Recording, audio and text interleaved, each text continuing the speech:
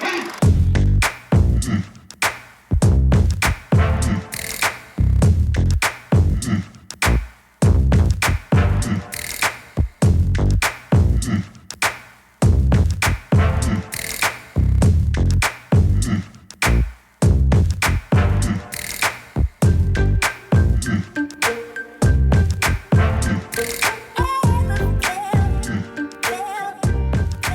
up, everyone? Welcome to Beyond the Court, our second edition. Thank you so much for joining us. We hope you all enjoyed episode number 1. And thank you for all the love, the support, and the feedback. My name is Agent P, aka Pan. And as you can see, we got pretty much a full squad in the building. So a warm welcome to Anwar, Nabil, Amir, Andy, and we got a new yet familiar face in the building. So introduce yourself, sir. What's up, everyone? My name's Daryl, aka D. Glad to finally jump online with you guys and discuss all things basketball. Discussing MJ, first thing off the bat, my personal GOAT, so couldn't pick a better topic to start off with. Awesome. Welcome, Daryl. So guys, let's jump right into it. As we continue our review into episode 3 and 4 of The Last Dance documentary, one thing I'm really appreciating about this documentary so far is how it's not just like a linear story.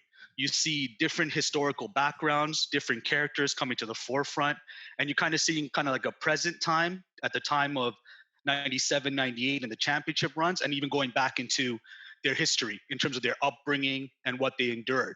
So one key character that really stood out on this episode of episode 3 specifically was the introduction of Dennis Rodman. So what were your guys' thoughts on that? And Nabil, what were you thinking in terms of the worm?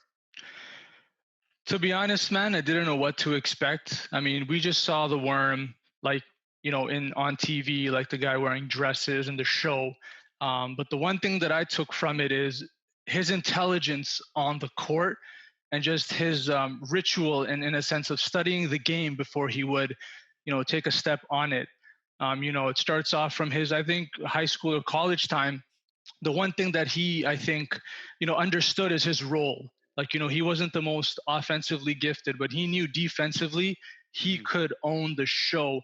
And that translated into the NBA, with Detroit, San Antonio. Now we forward into his three-peat reign with the Chicago Bulls. And I mean, the rebound king, right? I mean, I think he was the perfect piece to the puzzle with Jordan and Pippen. You had Jordan, who's, a phenomenal scorer. Defensively, he's amazing too. You had Pippen, who was kind of the same. And then you had Rodman, who knew his role, did what he had to do, and got the job done. You don't lead the league consecutively for 7 years as the rebounding king, without hard work and dedication. And the one thing I just want to add is the fact that he would study the tape and the trajectory, like the fact that he would study where the ball would come off. And just taking that just made me realize, wow, this guy was really a smart basketball player on the court, aside from his, theatrics off of it. Right. Completely agree. I think from just going off what you said, just his genius. If you want to put Michael Jordan as an offensive genius, you can put like Steph Curry as a shooting genius, and just I would put Rodman as a rebounding genius. Just to go off that, just some stuff you kind of mentioned is he's so decorated, and even before he even landed on the Bulls, he was already a two-time defensive player of the year. He was leading rebounds, like rebounder, before he even touched the Bulls. So I think the thing that got me from his standpoint was that he was so well decorated before getting to the Bulls, and that really stood out to me. So you learn something new.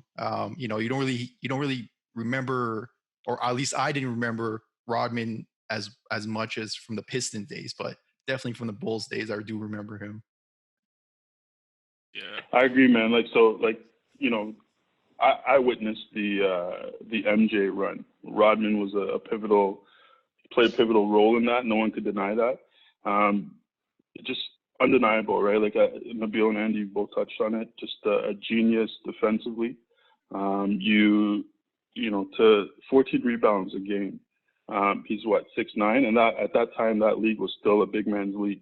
with the exception of, a couple of really talented guards. So, just what, we already knew how great he was. Growing up, you hear the stories of Michael Jordan from the 80s. So going back, watching videos, you kind of, you hear bits and pieces of Rodman in Detroit, obviously because he was an obstacle back then. And then to see him, being magnified and, giving him the respect that he deserves. To give him like the third episode, I thought was great. Yeah, for sure, man. I think for me, the most interesting thing was the duality of his like personality, right? Like, it was amazing to see Rodman on the court, and it was amazing to see Rodman off the court, right? And how he was able to kind of bridge those two together, right? With the Pistons, it was obvious that there was no question about his ability to play ball, right? Hardworking, tough guy, like knocking people to the ground. But there was this part like off the court that it was during the early 90s or early to mid 90s. And I think, mental health was still kind of a stigma, right? So like maybe that side of him wasn't fully explored, but I really felt like when he made the transition to the Bulls, you really saw like how he was embraced, right? From obviously on the court, again, there's no question of what he did. Like it's living proof forever, right? But off the court, just the way that team was able to welcome him with open arms, and like I think he, for once in his life, like he felt like he belonged, right? Where you have this coach who's like your father, right? He's a father figure looking out for you, teaching you not just about basketball, about life. And then you have two older brothers in Michael Jordan and Scottie Pippen who literally like took you under their wing, right? And at the same time gave you that freedom to be yourself. The fact that this man was able to take a vacation during the season, it just shows you like the amount of flexibility they gave him, how long his leash was, right? But at the same time, you had Big Brother kind of coming to your hotel room and knocking and be like, yo, enough, show's done, let's go back, right? To me, like that was, I think that part nobody saw, right? So that really kind of showed in the series to me. Yeah, his personality kind of stuck out most through from what I witnessed the documentary there. Like his like ability to just be wild off the court and then come back in and be 100% focused on the basketball court and dominate. It's not something that you usually see, and he kind of brought that to the spotlight and made that almost a thing in the NBA. To be able to be who you want to be off the court, and it wouldn't matter as long as you did your job, right? And his character kind of showed out in that to me as well, because there was one line where he said he would be going home and hanging out with all the drug dealers all day and all night, sitting there while they're doing their thing, they're dealing, and he would just sit there just to have a place to hang out, not partake, right, and then leave that and go and play basketball. Like that takes a lot of character to me, and it's kind of sad because I feel like he doesn't think that he's a good character. But anyway, that's what I took from it most, anyways. Nice. I think for me, when I look at Rodman, he's the epitome of work hard, play hard. And like, you hear that term thrown around so much, so loosely, but this guy actually embodied that spirit. Like, and I think it also showed, like you guys have mentioned it, like being a master, being so meticulous with respect to reading angles and how people might shoot various players, and just kind of like just that part of the documentary where just like click, ball's going to come here, click, ball's going to come there. It's like almost like a maestro of understanding, like almost like a scientist in terms of just like dissecting the whole thing. It's just, it's so beautiful, man, to like, you're describing it and it's like, it's art, right? Like, to just the way his mind worked, like no one thought he was so, no one would think, right? Like this guy was an actual genius, right? Like the way he processed things, right? Like just unreal, man. Just art. Another piece too. Art. Yeah, it's complete art. I completely agree. And I think it's also the loyalty aspect. Like one thing he said really early on is like he did not want to disappoint Michael Jordan. He did not want to disappoint the Bulls. He did not want to disappoint his teammates, which is why he took it seriously as well. So there's a loyalty factor as well where he's been taken into the Bulls family, accepted for who he is, but he's coming into play. Like you guys touched on it. He comes back from Vegas. It was really supposed to be a 48-hour vacation. Probably took a little bit more longer than that. And then by the time MJ tracked him down, pulled him out and said, listen, man, we got to go practice. One of the first drills that Phil Jackson's running with the team is that Indian drill where he blows the whistle, the guy from the end runs to the front. So MJ's thinking like, okay, I'm stuck in this Rodman conditioning drill to get him back up to speed. But in reality, as soon as Rodman gets to the front, it's just like something turns on in his head and they couldn't catch him for 4 laps. So he's just a phenomenal athlete as well in terms of just the gifted physical specimen on top of that, right? Yeah, just said, don't take it easy on me. Yeah, just to touch base on that. I think it's more, not only did he not want to he felt like he fit in, but at the same time he didn't want to disappoint not only Phil Jackson, who kind of had a connection with him, a bond with him, that African American bond, but at the same time, they make mention that, or he makes mention that, Phil and Jordan kind of understood who he was or who he is, and that what he needed to kind of get the ball rolling, or what he needed to kind of get to that next level, right? So not just going out and partying, but coming back and not making sure he disappoints those guys was kind of, I feel like it was a kind of a major thing for him, and it was an acceptance, right? By doing that, he felt accepted by this organization, by Michael Jordan, by Phil Jackson, so that even motivated him even more, right? So because he had, like I said, he had success in Detroit. What, 2 chips? 2 championships. Exactly. Yeah. Yep. But there was something that wasn't right. I felt like when he came here, it all came full circle and it clicked, right? From an emotional standpoint, and from obviously he was already good, but he just improved that much more. Completely agree. I think the stats speak for themselves, right? I mean, 2-time All-Star, 8-time All-Defensive, 2-time All-NBA, 2-time Defensive Player of the Year, 7-time rebounding champ, 5-time NBA champion. That's a Hall of Famer. That's a resume worthy of a Hall of Famer.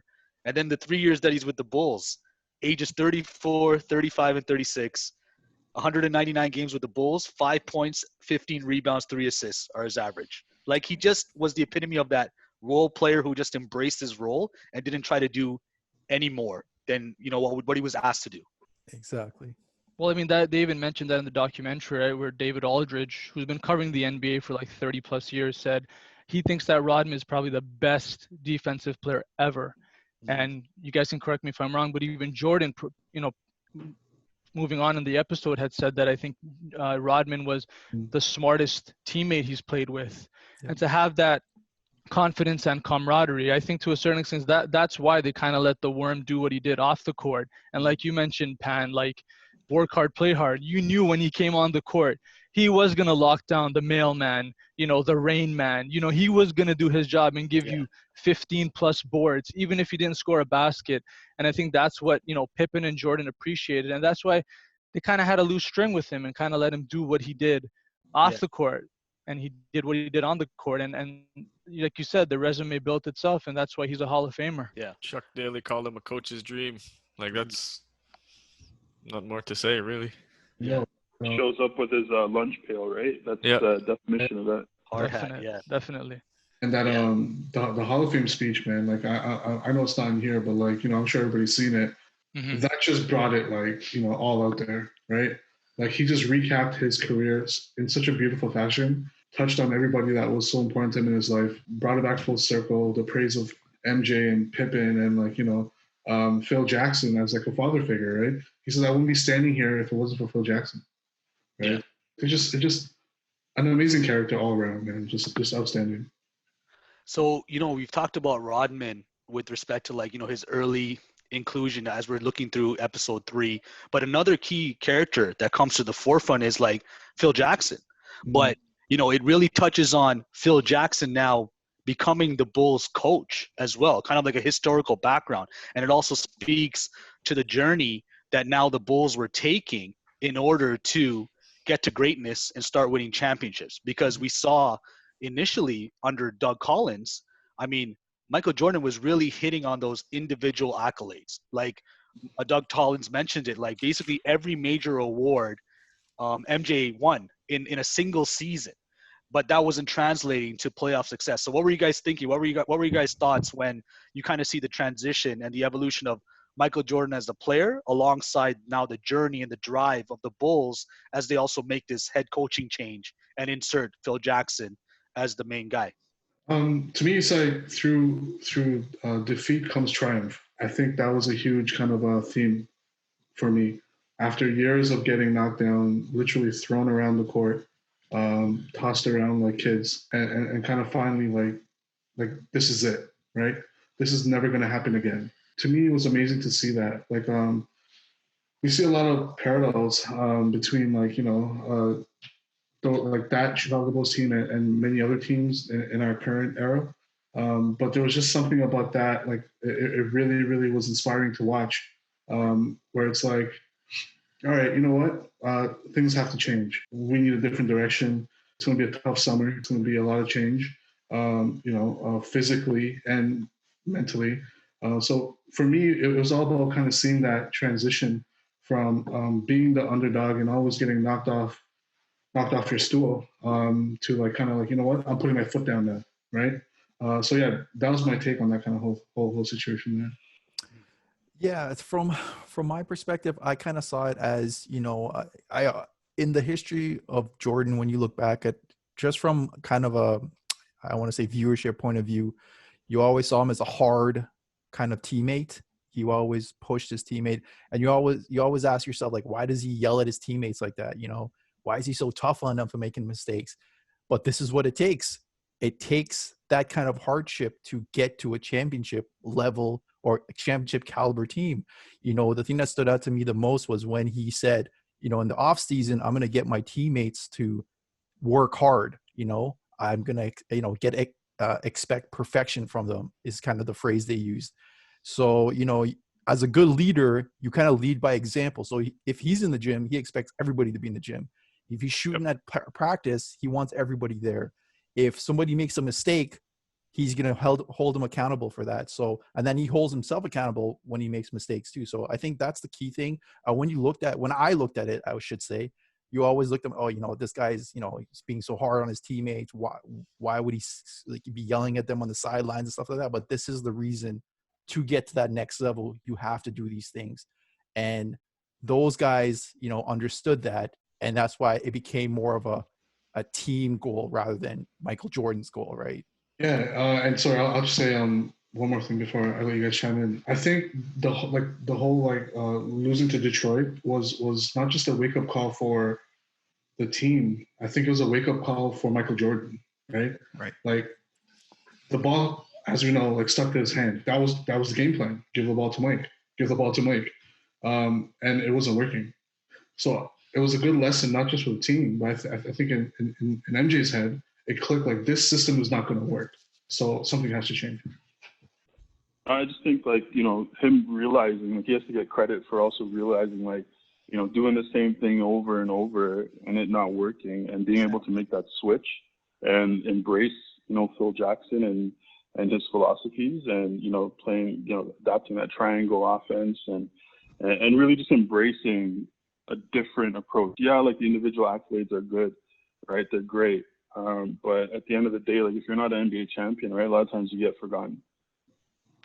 Well, I think at that point too, for Jordan, he got beat down so much where he's probably like, you know what, I think it's time to change something. And I think it was a combination of getting the beat down and also Phil Jackson coming into play and timing. And, with Phil Jackson's philosophy and the whole team and, with Tex Winter, the assistant coach, preaching to him about the triangle, like you guys have mentioned, it's all about everyone being accountable and taking charge in that sense. And I think it was just a good combination of timing and the fact that enough was enough. And I mean, the prime example was in the 91 finals against the Lakers, where you saw Jordan, he was relying on John Paxson, out of all people, to help. You know what I mean? And before that, you might not have thought he would have done that because it was all about him. But at the end of the day, I think he realized, he's like, yo, I need a championship. What will get it done? And obviously, the joke is that there's no I in team, but it is in win. But at the end of the day, you got 5 guys on the court. and you got to utilize all of them to get you that chip, and eventually they did, and like I said, the rest is history. I wouldn't say he embraced Phil Jackson and Phil Jackson's philosophy when he came in. He said it himself. He didn't like it. He didn't want the ball out of his hands. So Phil Jackson had to prove his philosophy before he accepted it. And if you go back with the Tex Winners, he also said he used to tell that guy to just shut up when he would try to make his offensive inputs. So I actually drew a lot of parallels between the Chicago Bulls team and the Toronto Raptors. Like, I'm not comparing the Toronto Raptors to the Chicago Bulls team. I'm just saying the fact that the Bulls got smacked a few times by Detroit and we got smacked by LeBron. The fact that our coach, who was coach of the year, needed to get let go to unleash the rest of the team. And nobody, would have thought that would that was a good move at the time. But I mean, unless you're a Raptor fan, like Dwayne Casey wasn't doing it. But no more counting the rock. Yes. Yeah, no more of that. Like he just wasn't he just wasn't utilizing the players to their potential or to their strength. He was doing his own thing, and it wasn't working, right? So I noticed a lot. Through the whole 2 episodes, I noticed a lot of similarities between the transition from the Bulls pre-championship to the championship version of them to the Raptors. Mainly one with the coach. Because even Michael Jordan said, you got to have a lot of balls to fire a coach that took you to the Eastern Conference Finals in a Game 7. Which is true. I think you hit the nail on the head, Amir. It's like Jordan said so himself. Like Phil Jackson is promoting an equal opportunity offense, but I don't want Bill Cartwright shooting the ball with 5 seconds left on the shot clock. And Jordan basically said that's BS. I don't want to see that. So that's kind of the element of proving this triangle offense, and also Jordan starting to trust his teammates to give them the ball as well to help them make plays. I think in an important inclusion of Phil Jackson when he became the head coach and instilling that offense was the development of Scottie Pippen as well.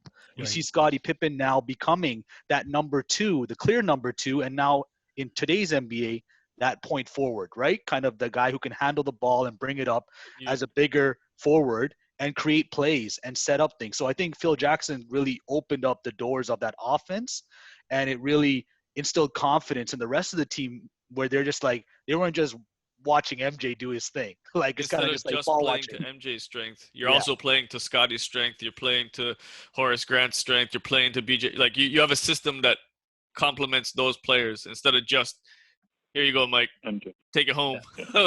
No, I for mean, sure. that worked a lot of the time, but think about it like us, right? Like, I mean, if we're the main guy, human nature, right? Like, you don't want the ball to be taken out of your hands. Like, I'd be like, screw the team, right? But at the same time, and I understand that's why Jordan was hesitant, with Phil Jackson coming in. But, obviously it takes time to build that relationship, to go from, like, he was still the number 1, but now you're going to be relying on more than just yourself. And so I think that's, the whole development and the understanding and just the acceptance of everyone's roles. And at the end of the day, like, it eventually led them from not getting a beat down from the Pistons. It worked into them beating down the Pistons. We've mentioned the Pistons a couple of times here. What are you guys' thoughts on that Bad Boys team? I mean, they definitely were a thorn in the Bulls' side. I mean, year after year, where the Bulls were just kind of like, they just couldn't get over that hump. They would give the Pistons a challenge in the playoffs, but they just were not seeing that success. So what did you guys think of that Pistons team, the whole Jordan rules mindset that was instilled, where, when MJ was the individual, and that he was going to have the ball, hit him in the lane. If he goes in the air, drop him, make him feel the pain, so he thinks twice before coming in the lane again, and really beat him up, essentially beat him up physically. What did you guys think of that game plan by the Pistons, and also kind of their mindset in terms of like how it's like almost every hero always has a villain or an antagonist as part of the story. So what were you guys' thoughts on that? Well, just to start off, everybody that kind of knew the Pistons and the Bulls, they were like bad guys of the NBA. According to a lot of people, they were really hated. They were dirty. I believe every arena they went to, they probably got booed constantly. But the funny thing about that, though, is that, you know, if you listen to the interviews that are going on with ex-Piston players from that team, they played within the rules. They played as a team, and they all had one goal was to win. So however they won within the rules, they won. So you kind of have to give them respect for that, because while Jordan was trying to be that superstar one-man show, the Pistons were playing a team game and attacking the one-man show. So, you know, if that's the mindset of a Pistons, then, you know, if you look back as a basketball unit, they played really great. And that's why they were championships 2 years in a row. So, you know, it's a hit and miss in the sense that, you know, they're bad guys in the leagues, but at the same time, they played the team game. They just played it tougher and kind of harder than anybody else did. So I kind of have respect for them, just because if you look at that team, you know, Isaiah Thomas was a star, but he wasn't like your top tier, high caliber Jordan star, right? He wasn't a Bird or a Magic. Even the guys on the team, they weren't high superstar caliber players, but they worked as a unit and they did their jobs, right? So they did it well. Isaiah Thomas is up there. He's up there. No, Yeah, at the time I'm talking about that time. You're saying he wasn't considered, but Isaiah Thomas is over. I feel like they screwed themselves with that handshake thing, because everybody's talking about the handshake. Yeah, like the fact that these guys went to they went to the finals 3 years, right? Yes. And then they lost the first one, and they won back to back. Yeah. So, I mean, like, that's. But Isaiah, you can't not consider Isaiah one of the most. Yeah, I put him like right under Magic and Bird, right? Like yeah. at that time, like there's, you know, MJ, Magic, Bird, and then there's Isaiah, right?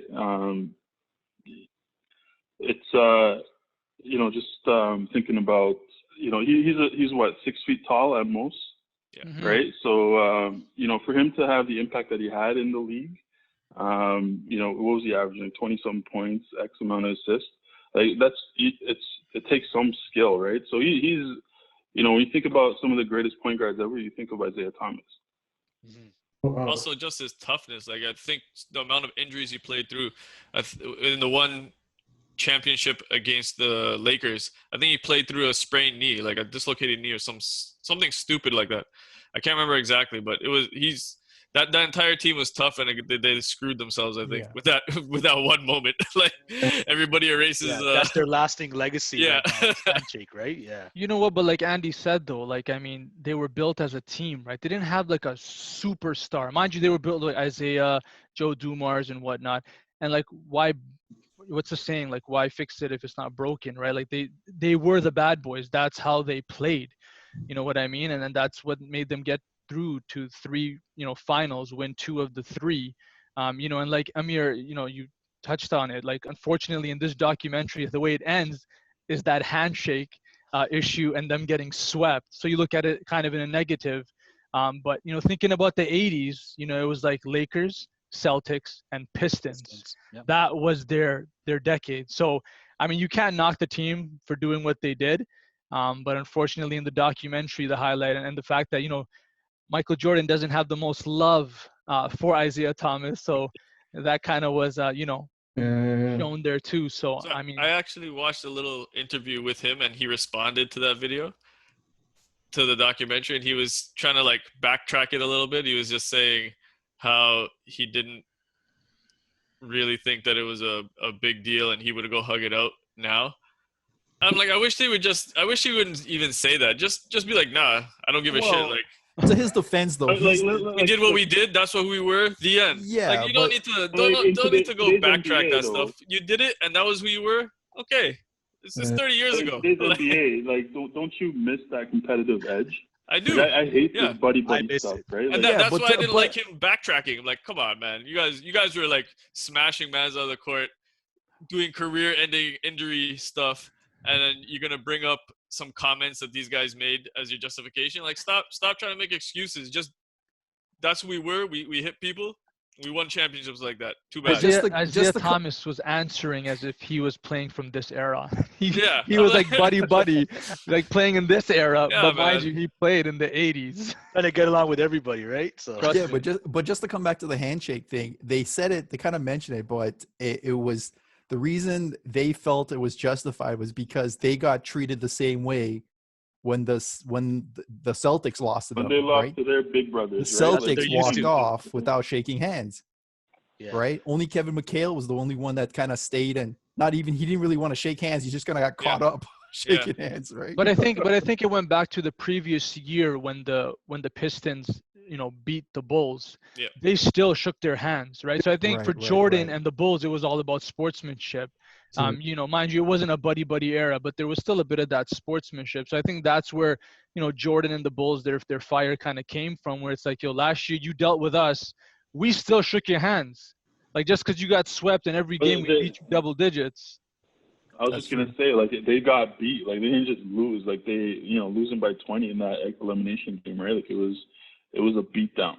Definitely. Right. And like after they got beat, Jordan was in the mix, shaking hands. Not just that, he did an interview on the spot.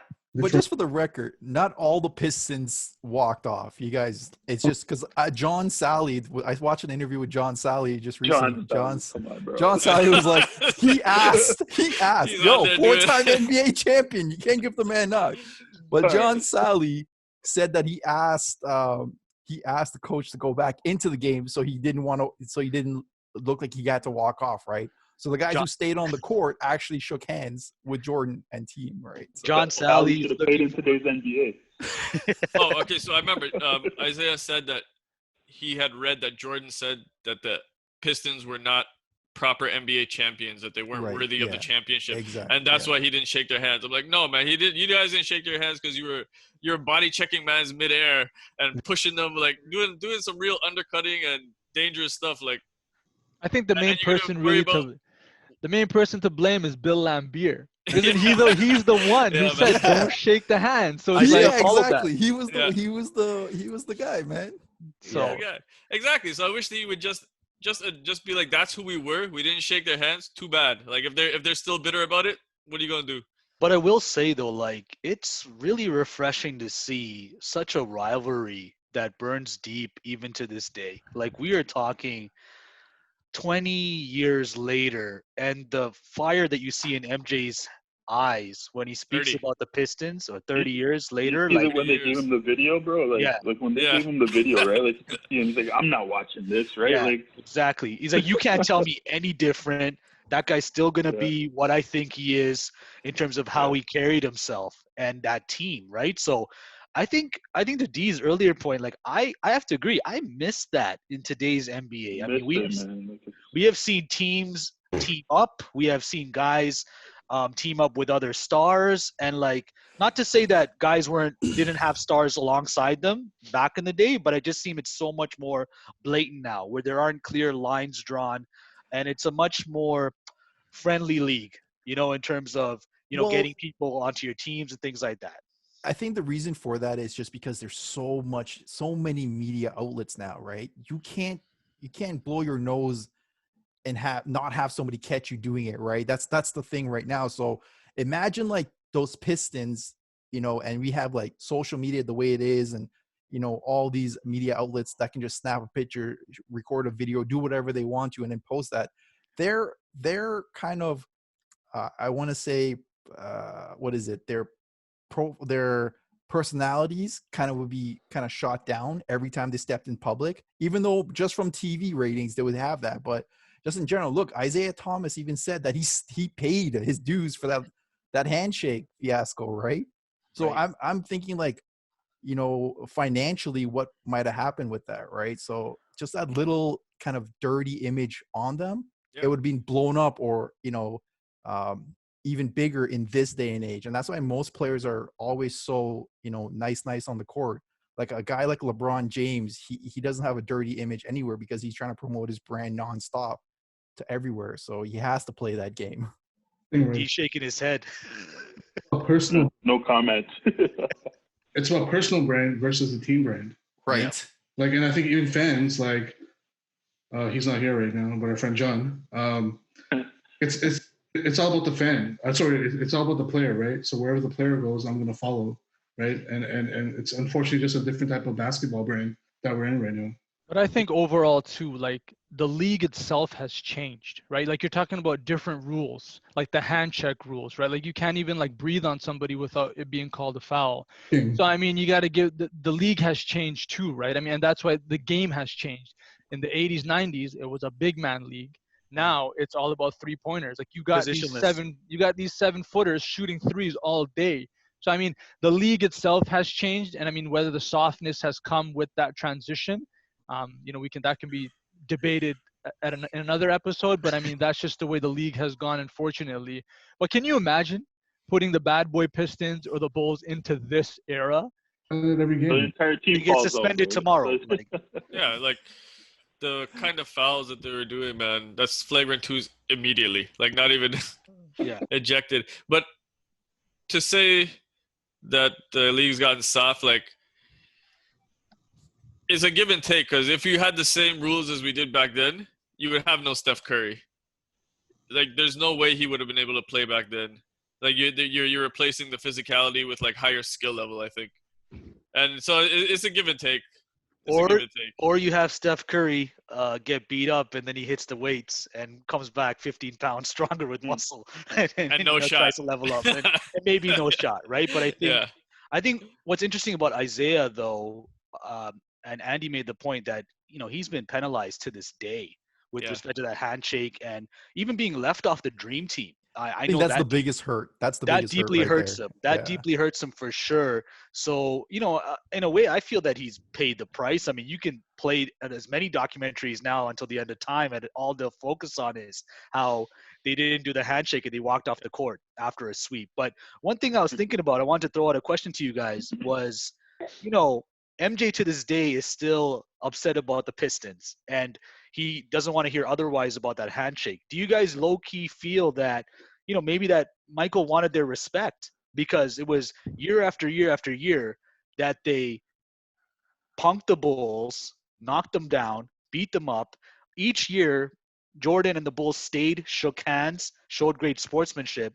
But then the one time that the Bulls have now finally leveled up, sweep them in their own building, and basically it's almost like the passing of the torch to like the next best team in the Eastern Conference, the Pistons kind of just walked away and like robbed MJ of that moment of that respect, right? Because there was I think there was a form of respect on the court, but I don't think and I think that's never been resolved. That was just me thinking about it, but just wanted to throw it out to you guys. Just to answer that, right? Like I'm thinking, like think about what Magic Johnson said, right? Like Michael probably wanted that same kind of reaction. Like, you know what? We lost to MJ. It's okay. He saw where the league was going, and he just wanted that affirmation that, you know what, good job, congratulations, and move on, right? But he never got that. That's a great point you made. I actually feel like that's really what he wanted. That's why the emphasis was such like that he even said that's almost a better satisfaction than winning the championship. Like it was that stood out to me a lot. Yeah. That was a great point. Yeah, in that year, actually, I think beating the Pistons was actually bigger than beating the Lakers in the finals. So I think if he's holding it at that level, then yes, you can see that why he wanted that handshake kind of to accept, or at least have Isaiah accept him as, hey, I'm now a champion, congratulations, and, keep going, rather than, oh, we lost you, whatever, I don't care, let's walk off, let's go. It's a whole different mentality in that sense. And I think Jordan was looking for that acceptance from the like Isaiah and squad, and them walking off kind of showed him like, these guys are just jerks, and that's it, right? So I think that season, that the Pistons beating the Pistons was a lot bigger than beating the Lakers. Definitely, and you see that, right? Like after they beat the Lakers, it seemed like a cakewalk. You saw the difference in Isaiah Thomas and Magic. How Magic met Jordan in the hallway, hugged him, and Jordan started crying, right? Or when the camera was in the Lakers locker room and they were talking to Magic, he's like, "If I'm going to lose, I'm going to lose to MJ." So like it was just awesome to see that kind of difference between Isaiah and like Magic too, right? That's respect, though. That's straight up respect. Yeah. But See, I don't know if it was like more of an underlying thing, because Magic kind of realized that the passing of the torch was going to happen to Jordan. I don't think Isaiah Thomas wanted to accept that. And I think maybe that's why he was kind of bitter to a certain extent. And to answer Pan's question, I think for Jordan, that handshake would have been the cherry on top, because it's like, you know what, I've climbed that mountain. I am now, the king of the mountain to a certain extent. But for him to not get that, but I don't know if like I said, I don't know if it's more underlying from previous years, obviously the beatdowns and whatnot, and just something between Isaiah, because you guys talked about when they faced Magic and the Lakers in the finals.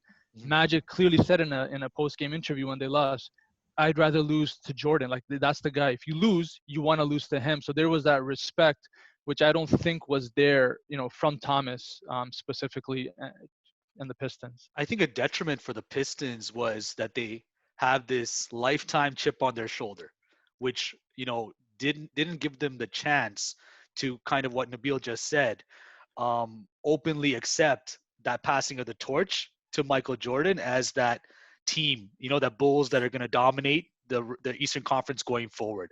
And I think that speaks volumes to, like, the fact that they had it in their mindset as well. I think John Sally mentioned it earlier in the documentary, where he said they felt that the NBA was grooming everything to be around MJ. That's it. So they felt that, okay, this is your golden child, your golden boy. Poster boy, So we're going to make sure that we're going to knock him down. He's going to feel it, and he's going to have to literally go through us. Yeah, they to had that win. underdog mentality. Yeah. Because they felt that the Celtics had preference over them, the Lakers had preference over them, and then now they were getting skipped over for the Bulls. Right. And yeah, I felt like it was probably just jealousy Yeah. that led to that non-handshake, because they just didn't want to see him do well. I think we've talked a lot about the Pistons, and just even the journey of the Bulls conquering the Pistons and then getting to their first championship. But one thing I wanted to really touch on as well was what do you guys think about Phil Jackson and, like, just his upbringing? The episodes really tied in terms of his coaching background, and even speaking to his time with the Knicks when he was able to win a couple of championships. His playing style, he kind of had like a wild and free kind of playing style, similar to Rodman, with his rebounding, his throwing elbows. He's kind of rough and scrappy as well. So what do you guys think about, like, the background of Phil Jackson, and just kind of even how he's moving up the coaching ranks to get to where he's at, to be the leader of the Bulls? The thing that surprised me with him was just the Native American, that background, that whole philosophy he has, or had, in that just getting the Bulls team to play as one, like a one unit. I think, and then not only that, utilizing Tex Winter, as Nabil mentioned before, just so that whereas Doug Collins wasn't doing that, wasn't utilizing Tex Winter, and now Phil Jackson as an assistant coach on the baseline, trying to learn as much as he can. He's the kind of guy who kind of sees everything laid out on the table, and then kind of just strategically just kind of pull what he needs and get the team working as a unit, right? And I think he did that really well, where he pulled ties from his Native American philosophy, Tex Winter, and then background that he had with success in Europe or wherever he played previously on other teams, and kind of tied it all in to kind of bring the Bulls where they were in that 91 season. I think it kind of started young with Phil Jackson. I mean, even when he came into the league to play with the Knicks, I mean, I think maybe towards the latter part of his career, but the coaches were telling him to kind of pursue coaching.